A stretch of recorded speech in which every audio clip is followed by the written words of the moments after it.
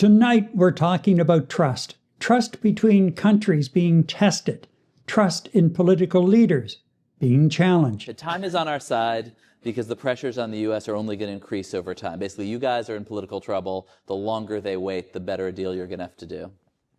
Good for them. That is like the worst strategy I've ever heard. They suck. Look, we are a $30 trillion economy, right? We are the consumer of the world, okay? Carney has a problem with us. He gets on a plane and he goes to China. Does he think the Chinese economy is going to buy his stuff? China is entirely an export-driven economy, right? So what did he do? He came back and said, oh, we'll take their electric cars. I mean, is this nuts? Many of our former strengths, based on our close ties to America, have become our weaknesses that we must correct. Workers in our industries most affected by U.S. tariffs, in autos, in steel, in lumber, are under threat. Businesses are holding back investments, restrained by the pall of uncertainty that's hanging over all of us. The U.S. has changed, and we must respond. Canada Strong is our plan to build Canada by Canadians, for Canadians. It will attract new investment so we can build more for ourselves, striking new partnerships abroad so we can sell into new markets. It's about taking back control of our security, our borders, and our future. There are some who say there's no need for a comprehensive plan. They believe we should wait it out in the hope that the United States will return to normal, that the good old days will come back. But hope isn't a plan, and nostalgia is not a strategy. Truer words were never spoken as to nostalgia not being the strategy. But yet that seems to be what the White House is talking about, going back to the great days, as they feel anyway, of America, the great, America the good. Yeah. No. And then, the clip of Lutnick, the Commerce Secretary, one of the key people in the negotiations over Kuzma and any other trade-related issues, in front of an economic forum in Washington on Friday, they suck. Yeah. And, our strategy is nuts and good luck this and good, so condescending. How do you, and then you have Trump, who 1 minute he's going to tariff this and the next minute he's not. And then, it's 15%, and then it's 25%, and then it's, there is nothing consistent here. How can you, as we have said on previous programs, how can you even negotiate, if you can even call it negotiation, with something, with a group like that? You can't. You just can't. No, absolutely. And Gary, how often have we heard, whether it came out of the United States or Lutnick, where we're supposedly supposed to be their biggest customers. How on God's green earth can you talk to what you perceive as your biggest customer? Seriously, take the oil out of the equation. We still buy billions and billions and billions of dollars from companies in the United States. Yet that entire administration, Lutnick, downwards and upwards, just continue to badger our credibility, not just amongst themselves and on state regime media hawks, doing it in open forum on international panels, just constantly badgering Canadians and their other economic partners. Why would somebody want to do these guys any favors? Why would anybody just say, oh my God, it's the United States, they're powerful, we have to buy from them? And it's just redirecting back to something Carney said in Switzerland, and something Carney just said in his last cast. We cannot wait for people who think that if we just toe the line, be good neighbors, and just wait it out, that everything's going to go back to normal. Gary and our viewers, we are never going back to any sort of a semblance of a previously considered normal relationship with the United States, let alone Canada going back to a normal relationship with the United States. Other countries around the planet are never going to consider the United States a partner that you can consider normal, where normalcy is considered what? Trust, fair and equal trade, equal negotiations, deal with issues as they come up as partners and work on them together as partners. That's never going to happen again. Not at least with this administration. This administration is all about bullying, standing on one's neck, and once they're standing on somebody's neck and he's starting to shake, you stand on them a little more. And when you get back up and fight back, they just cower to name calling, to bullying. Lutnick basically complaining that, oh, you know what, these Canadians don't want to buy our alcohol anymore. And during one Senate committee review hearing meeting, I forget who the senator was, basically leaned over and said, you guys started this. This is your fault. You're the ones who created these consequences and circumstances. So, Gary, I mean, I can go on all night about this. This can be a 4-hour show, but very simply from me, and I agree with you 100% in what Mr. Carney's been saying, Canada is not going back to a normal relationship as we enjoyed in previous administrations with previous parliaments, a normal relationship again. And the country must continue to diversify itself away from American dependency, just like every other country in the world is doing. It's just a way of life these days. Well, you mentioned about, that's bad. You mentioned about the liquor. That is definitely a trade irritant right now before they even start talking about CUSMA. And then they're upset about a number of things that, as the Radio Canada report this morning suggested, they want to clear a number of these irritants out of the way before they will even talk to us about CUSMA. My concern is, yes, we're getting contrasting messages from Prime Minister Carney and guys like Lutnick in the Trump administration, and it's highlighting the tensions that are starting to rise even more so. But, is it part of a policy shift? Is it more so strategic positioning on both sides, or what is it? I suggest that it's, at least on the American side, it's reflecting more of a policy shift, that they're going to really come after us and try and milk us before we even get to CUSMA. And I watched an American pundit tonight before we fired up, and he was saying that yes, Trump is treating Mexico differently than how he is treating Canada, because he really doesn't care about Mexico, and he would kind of like to perhaps brush them off. Canada, he's really interested in and really believes that it should be part of the United States. That's another irritant that's not going away anytime soon. That's what he is thinking, and that's what he has some of his key people believing as well within his administration. That's not going away, Eddie. No. And he wants us as a feather in his cap, both as a 51 state, which is an extreme wish list. So you're looking at that, but he needs a feather in his cap and a big win. And can you imagine coming through whatever agreement we come up with, CUSMA or not, or call it what you want, or whatever it is, he's going to pound this thing till kingdom come and put million feathers in his cap and go around the planet and around his circuit and out in Mar-a-Lago, buddies. Look what I did with Canada. And not only is he going to gloat or want to gloat, he's going to continue embarrassing us and look how great I am and look what I did to Canada and I walked away with what I want. That's what the man needs. That's what his entire administration needs. And from the psychology of bully, this is what a bully needs.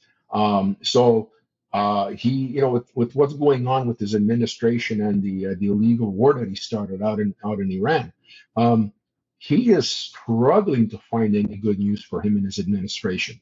You know what? The next target for him, upcoming, that he just can't get away with because it's on paper. His Kuzma deal is up for renewal in the next month. He needs to address this, and he needs a win. And this, to him, I think, is a quick win opportunity for him to get away from all the horrible stuff that's going on with him personally and the horrible stuff he's actually inflicted on the rest of the world. The guy needs good news, and he's going to come after us full throttle to put this good news to bear to his to be able to communicate this on Fox's state-controlled media and every other extreme right-wing media outlet. He needs a win, and this is the closest thing he can grasp at. And you're right, Mexico, he's not really pushing because it's just Mexico. It's not really a big feather in his cap. Canada would be a big feather in his cap. Oh, definitely it would be, for sure. And the very fact that we're saying we don't want it just makes it even more of a feather in his cap if he is successful in bringing about the whole thing of pulling us in as the 51st state. And look what's happening out in Alberta right now.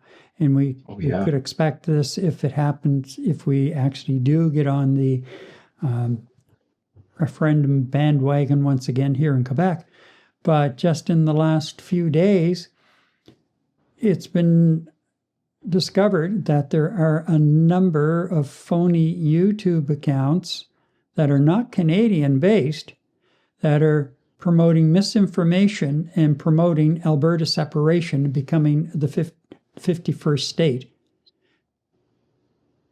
And where do you think that might be coming from?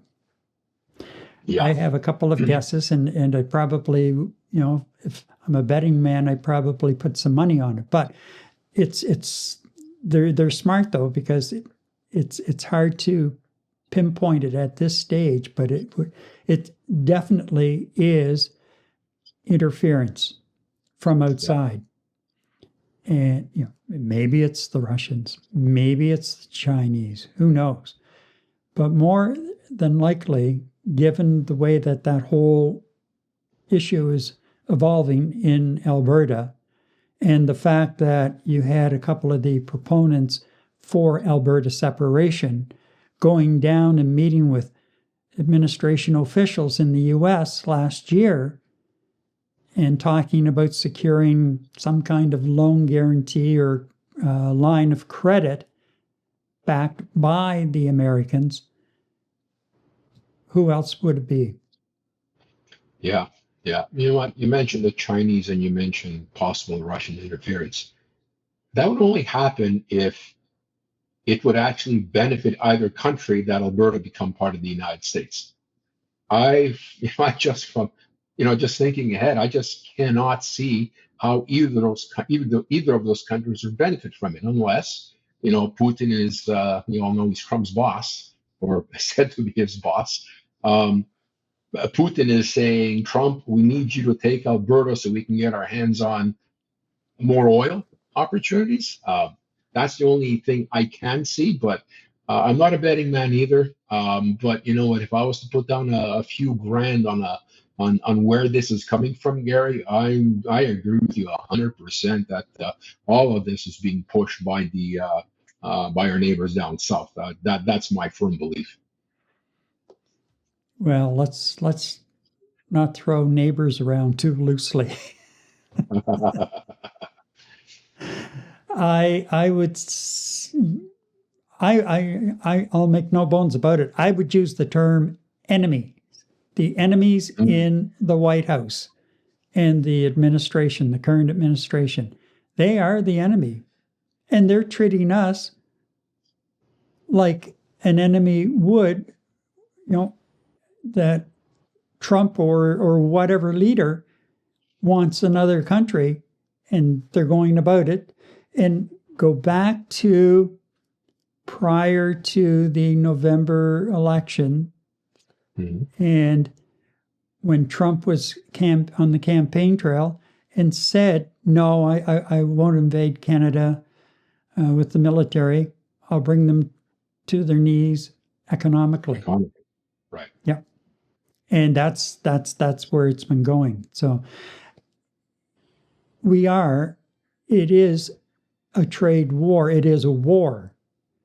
Yes, it's based on trade at the moment, and it's based on psychological warfare as well. And Yes. all of this is, playing heavily on Canadians with the high cost of living and, fuel costs and everything else. And, we just had a comment from Greg that I put up on the screen a few minutes ago. And Greg, I'd be interested with your background and experience in mental health. Would you agree that this is really a form of psychological warfare that the White House is playing with Canadians? I'd be interested to see what you think of that. My concern now is as well, even though the Liberals have a majority in Ottawa, they're also getting a lot of feedback from the business community. And now we're starting to see more and more the impact of the tariffs, the trade war, and layoffs, and companies that are reporting net losses, in their quarterly reports. It's really starting to hit home. Because of fuel prices, companies are adding on fuel surcharges and little extra charges here and there. I don't know if they're doing it here in Canada yet, but I would imagine if they're not, they will be very shortly. Amazon in the States is adding on small package delivery as well, charges. So, or small order, whatever they call it. No, they call it small package, I think. Anyway, they're adding on extra charges. The airlines are adding on some additional charges, higher baggage fees and different things. And then they're also cutting service on a lot of routes, which means your demand may still be there, but you have fewer seats. So, the law of supply and demand. So we're looking at higher airfares going down the road. They've already jumped, and you can rest assured that they're going to jump even more so as this drags on. And every day it's open, the Strait of Hormuz is open, and it's not open, and it's open, it's not open. All ships are sailing through freely. That's if they can get by the blockades and dodge the bullets that are flying around. Now Iran says that the strait will be wide open until they get a deal. Right. And if you believe in that totally, as you may believe anything that Trump says related to Iran, then I have some swampland out back that I can sell you at a really good price. Like, this is ridiculous. Really? But that my concern is because of the pressure that's starting to mount, and it's becoming even more so now within the economy, our Canadian economy. I'm concerned that behind the scenes, Carney and crew may start to soften a bit and start to back down a bit. And yeah, it almost comes down to what's best for the country long term, but we need to do something short term. And do I sacrifice some long term goals and objectives to meet short term pressures and relieve some of the pressures? That is a tough decision and a tough call to make either way, because, Gary, as you said right at the onset of our show tonight, you just cannot trust anything that's going on in the United States. I mean, that's a variable now. Before it used to be a corner for stability. Now it's just a pure variable because you don't know, let alone from one day to the next, what that administration is going to do. You don't know 1 hour from the next as to what that administration is going to do, except on 2 points of time: Fridays and Monday mornings. you know what Trump is going to do. We all know what he's going to do. But besides that, it's complete uncertainty. So it's very difficult. And I'm not speaking about, you know what? I don't care if it's Carney who's in power today, or whether Poilievre was in power, or any other leader across the same world in same countries. They've all got the same problem. They don't know what is in store for them tomorrow because of what's going on in the United States, or things that's happening around the world that's poorly influenced by the United States.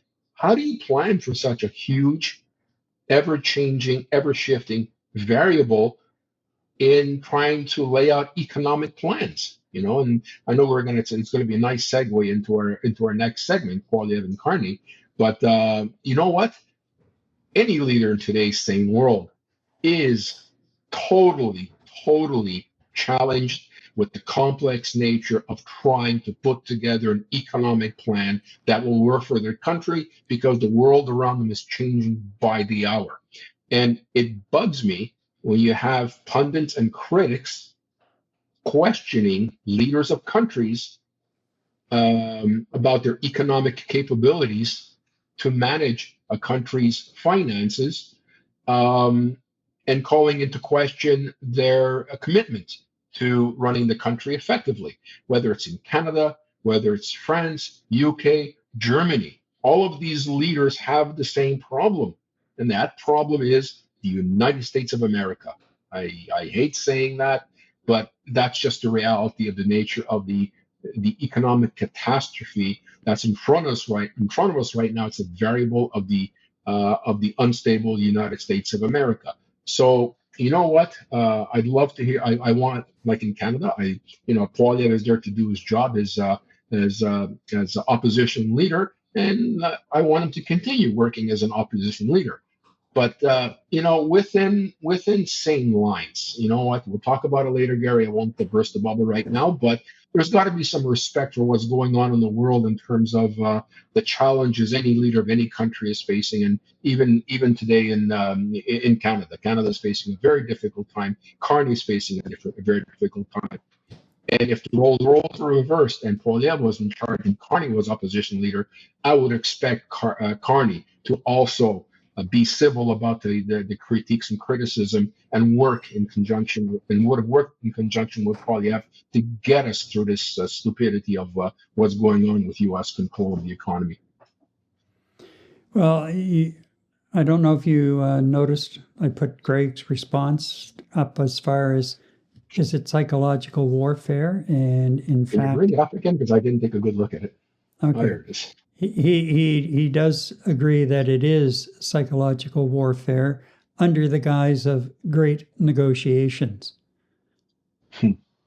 That is really, when you read down through the rest of his comment as he explains it, it's really scary, and he's right. Yeah. The trading relationship will never return to any level of normalcy that we were used to. Never again, because the trust is gone. I think it's going to take a few administrations in the States, or maybe this might be a generational thing, Gary, before that level of trust is going to be restored. It's a generational thing right now for at least me and my kids. Well, you're right. It is, and we've talked about that in the past, Eddie, and I'm totally convinced that this is generational, and it will take a generation to heal, if it ever fully heals. So, but it's been brought on by a madman and his posse in the White House. It's, I think, indicative of what our negotiators are dealing with, the type of personality they are dealing with, both in the president himself and then those he has chosen to surround him, and in this particular case, those who are working with him on the negotiations of any trade deal. Somewhere along the way, every Canadian will feel the impact of this. And as it ramps up even more, every Canadian will feel that impact more and more as every day goes by. And that, as I say, concerns me because we don't have a lot of leverage left. We gave away the digital tax, and we reduced tariffs on products. So we don't have a lot of leverage left. And this concerns me that we end up with a deal that was considered the best that they could get given the circumstances. But really, is it going to make it any better for the average Canadian in the long run? Only time will tell. Yeah. And our takeaway from all of this? This may be less about a breakup and more about redefining leverage, just as I said.